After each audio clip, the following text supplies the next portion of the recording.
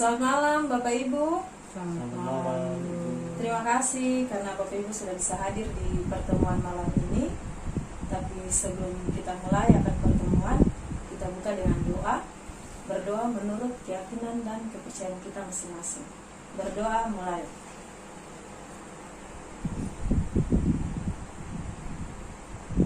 Berdoa selesai. Oke. Bapak Ibu mengawali pertemuan di malam ini, saya mau sedikit bertanya dulu. Apa yang sudah Bapak Ibu pelajari pada pertemuan sebelumnya? Masih ingat Bapak Ibu? Masih. Apa yang sudah dipelajari? Pencegahan dan pengenalan stunting melalui pemberian stimulasi. Oke, terima kasih Bu Teresya. Bapak Ibu ada membawa tabel janji diri? Ada. Sudah dipraktekkan atau belum di rumah? Sudah. Sudah, Ibu Teresya sudah. Bapak Onal sudah dipraktekkan? Belum sempat, Ibu. Pak Onal harus tetap semangat sekalipun sibuk, tetapi kita harus mencoba untuk mempraktekannya di rumah. Bisa ya Pak Onal ya? Bapak Ibu, pertemuan kita di malam ini kita akan membahas atau belajar tentang pemanfaatan bantuan sosial dalam pemenuhan gizi bagi anak usia dini dan ibu hamil. Untuk semangat kita di dalam pertemuan, jadi ada satu ice breaking di Bapak Ibu. KPM? Yes. Stunting? No. Oke, terima kasih. Aplaus. Bapak Ibu, ini berbicara tentang bantuan sosial. Apa yang Bapak Ibu ketahui tentang bantuan sosial? Bantuan sosial itu apa? Bantuan sosial itu bantuan yang diberikan pemerintah kepada seseorang kelompok berupa materi, bahan pangan untuk memenuhi kebutuhan masyarakat. Oke, kasih tepuk salut buat Ibu Teresya. Tepuk salut. Salut.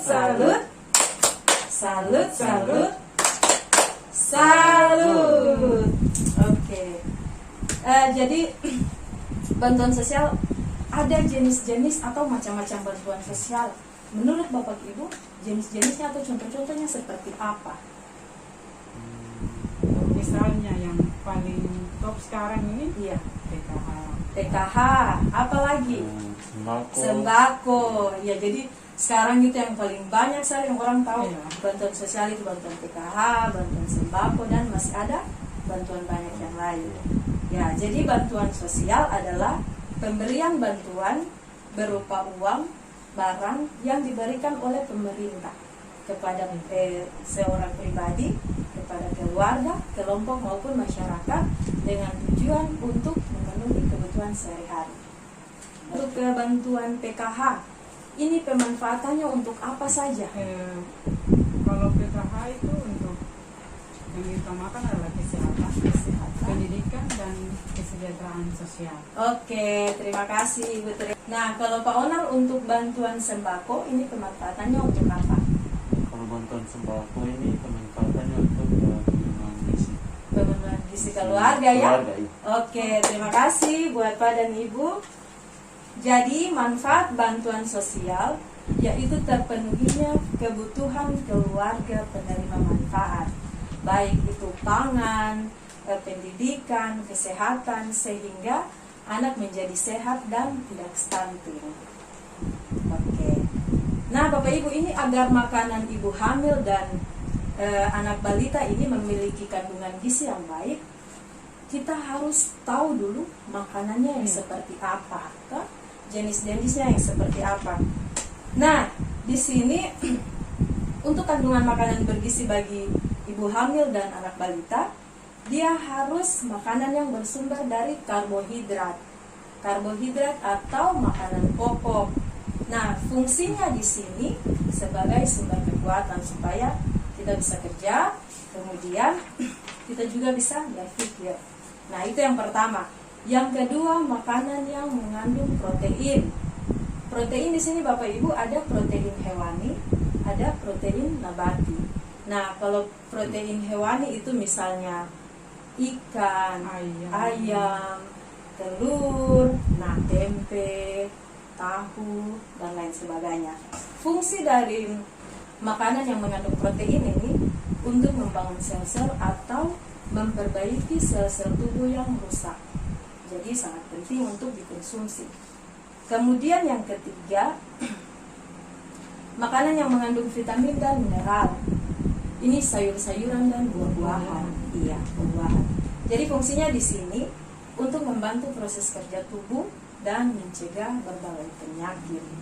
Jadi itu fungsi-fungsi sumber makanan yang harus ada di dalam makanan ibu hamil dan anak balita. Jadi makanan yang dikonsumsi oleh anak dan ibu hamil harus memenuhi gizi seimbang. Nah, seperti yang Bapak Ibu bisa lihat di sini, ini adalah gambar isi piringku. Nah, Bapak Ibu di sini saya ada membuat beberapa contoh jenis makanan yang tadi sudah kita bahas bersama. Di sini nanti Bapak Ibu saya minta supaya tempelkan jenis-jenis makanan yang Bapak Ibu dapat. Apakah ini dia masuk pada makanan karbohidrat ataukah protein? Silakan Bapak Ibu tempelkan di gambar isi piringku ini jenis-jenis makanannya. Silakan. Ya, ini makanan pokok nasi. Oke, terima kasih Bapak Ibu. Jadi makanan pokok atau karbohidrat seperti jagung, nasi, kemudian vitamin dan mineral. Di sini ada sayur sawi, sayur bayam, buah-buahan seperti pepaya, jeruk, kemudian ya, untuk lauk pauknya ikan sama ayam. Jadi di sini ada 10 pesan menu gizi seimbang nih Bapak Ibu dari apa yang sudah kita buat di sini. Yang pertama, syukuri dan nikmati aneka ragam makanan. Kemudian yang kedua, banyak makan buah dan sayur. Yang ketiga, biasakan untuk mengkonsumsi lauk pauk yang mengandung protein tinggi seperti yang ikan daging. Yang keempat, biasakan mengkonsumsi aneka ragam makanan pokok. Kemudian yang kelima, batasi konsumsi pangan manis, asin dan berlemak. Jadi harus dibatasi, tidak boleh terlalu berlebihan. Kemudian yang keenam, biasakan untuk sarapan pagi. Jadi sarapan pagi ini penting juga ya Bapak Ibu. Yang ketujuh, biasakan untuk minum air putih yang cukup dan aman. Yang kedelapan, lakukan aktivitas fisik yang cukup dan pertahankan berat badan ideal. Jadi jangan cuma tidur-tidur, harus gerak juga di rumah ya Bapak Ibu. Ideal ya. Iya. Itu susah tapi harus berusaha. Yang kesembilan, biasakan membaca label pada kemasan pangan. Jadi kalau misalnya Bapak Ibu ke warung, ke toko, ke pasar, mau beli barang yang buatan pabrik, harus dilihat dulu kira-kira ini tanggal expire atau kadaluarsanya masih lama kah, atau mungkin sudah kadaluarsa kah, jadi harus baca dulu. Kemudian yang ke-10, cuci tangan pakai sabun dan air bersih mengalir. Ini juga penting. Bagaimana kita harus mengolah atau memasak bahan pangan tadi untuk menjadi makanan yang gizinya yang masih utuh untuk bisa dikonsumsi oleh ibu hamil dan juga anak balita. Nah, jadi untuk makanan anak balita ini biasanya dibuatkan MPASI. Oh iya. Ya, Ibu Teresia tahu, Pak Una juga pasti tahu karena semua sudah berkeluarga. Nah, kemudian yang kedua ini ada makanan untuk orang dewasa. Nah, cara untuk mengolah makanan supaya kita bisa mempertahankan gizinya itu utuh, makanan untuk orang dewasa ini sebaiknya diolah dengan cara ditumis, direbus, atau dikukus, atau dipanggang. Kemudian untuk anak balita diolah tidak boleh menggunakan minyak.